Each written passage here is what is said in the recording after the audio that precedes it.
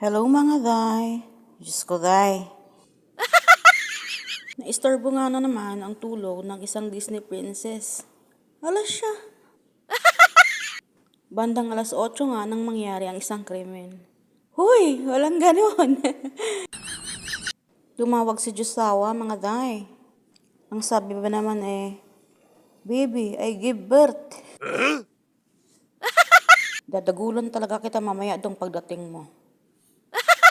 Nagkalat ang mga gamit niya sa Majulis. Diyos ko day. Na-curious nga ako kung ano yung tinitignan din ng mga pusa na parang takot na takot lumapit. Diyos ko day. Bird naman pala ang dala ni Mr. Day. Bird dong ha, bird. Diyos ko Lord, nakukuyapan tuloy tayo sa mga good bird na yan.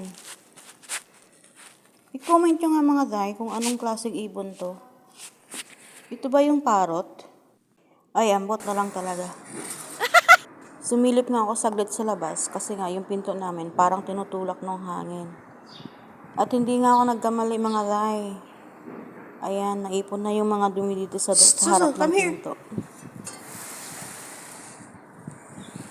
And before anything else, tara day, magkape tayo ng isang enerolang kape. Siyempre, Pinoy tayo. Coffee is life. Tayo naman kasing mga Pilipino, basta may tinapay lang na maisasawsaw sa kape, solve na ang almusal.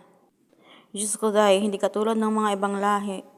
Pag nandito yung asawa ko, problema ko talaga kung ano ipapakain ko. Hindi na ubusan ng energy. Sa mga tinapay lang at kape. Buti na nga lang at doon na lang siya kumakain sa trabaho niya. Pag dinner na lang kami nagkakasabay kumain. Tignan niyo naman si Suso. Full of energy na naman. Napakaharot na naman ng aking Junakis. Diyos ko day.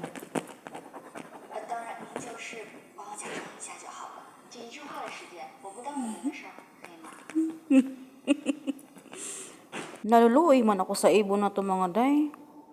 Hinahabol-habol talaga ng mga pusa. Buti na lang ba at matapang tong ibon na to. Tapos yung ano niya, yung huni niya napakalakas. Kaya natatakot ang mga pusa.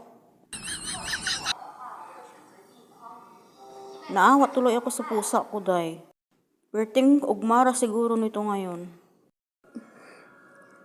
Tingnan niyo, napakahalo talaga. Huwag mo sirain yung sombrero ko.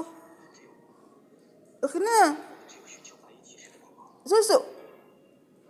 Akin na.